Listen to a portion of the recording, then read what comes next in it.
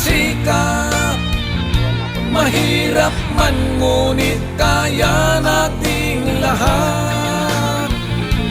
At kung nais mo na umunlad, gamitin mo ang tiyaga, lakas loob at sipag.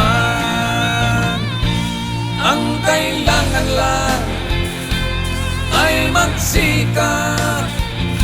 Mahirap man ngunit kaya nating lahat.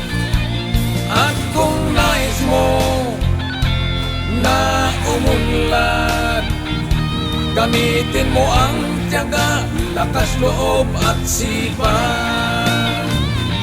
Gamitin mo ang tiyaga, lakas loob at sipag.